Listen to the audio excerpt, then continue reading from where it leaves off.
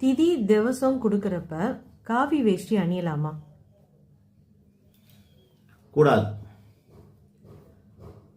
துறவுக்கு அடையாளம் தான் காவி வேஷ்டி. குடும்பஸ்தன் காவி வேஷ்டியை கட்டக்கூடாது. அப்படி கட்டுறதா இருந்தால் அவன் இல்லற துறவியாக இருக்கணும். குடும்பத்தில் இருந்துக்கிட்டே துறவரத்தை நேசிக்கிறவனாக இருக்க வேண்டும், விரும்புகிறவனாக இருக்க வேண்டும். கடமைக்கு குடும்பம் நடத்தணும். ஆனால் அவனோட எண்ணெல்லாம் நினப்பெல்லாம் இறை சார்ந்ததாக இருக்கும், துறவு சார்ந்ததாக இருக்கணும். அப்படியேப்பட்டவன் தான் இந்த காவி வேஷ்டியை கட்டணும்.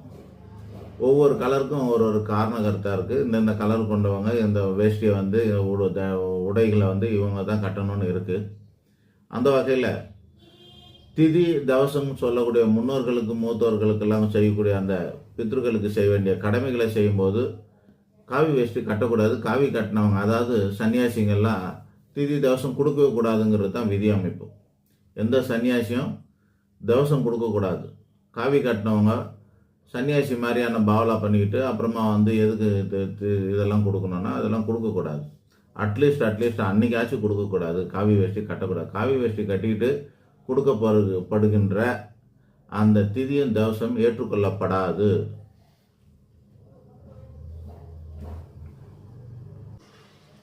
அப்போ எதுக்கு எந்தெந்த கலர் வேஷ்டி கட்டலாம்? பொதுவாக எல்லாருமே வெள்ளை வேஷ்டி கட்டுறது தான் நல்லது.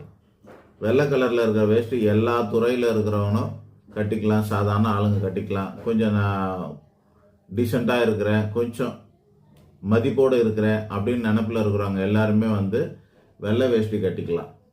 சமூகத்தில் அந்தஸ்தில் இருக்கிறவங்க வெள்ளை வேஷ்டி கட்டலாம்.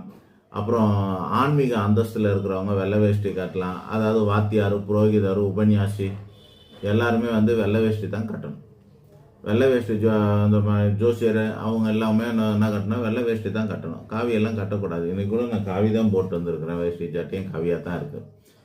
ஆக அந்த வெள்ளை கலர் வேஷ்டி கட்டுறவங்க வந்து கொஞ்சம் மதிப்பானவங்கன்னு அர்த்தம். அதுதான். நம்ம எல்லாரும் கட்டிக்கலாம். எவனும் நமக்கு மதிப்பு தரலனாலும் பரவாயில்ல, நம்மளே வெள்ளை வேஷ்டி கட்டிக்கலாம். அதெல்லாம் ஒன்றும் பிரச்சனை இல்லை. அதுபோல் தூய்மைக்கு அடையாளம், பவித்திரத்துக்கு அடையாளமானது. அதனால் அந்த மாதிரி வெள்ளை வேஷ்டி கட்டி தான் நம்ம சாமி கும்பிட போகணும். அப்புறம் வந்து டெத்துக்குன்னு சொல்லக்கூடிய காரியங்களுக்கெல்லாம் போகும்போது அஞ்சலி செலுத்த வேண்டிய காலகட்டத்திலலாம் வெள்ளை வேஷ்டியாக தான் அதாவது அமைதியான இடம், தூய்மையான இடங்கள், அப்புறம் அந்த தெய்வீகமான இடங்கள், பித்ருக்களுக்கு இது செய்யும்போது, அஞ்சலி செய்யும்போது, இறப்பு நிகழ்ச்சிகள், துக்க நிகழ்ச்சிகள் செய்யும்போது எல்லாம்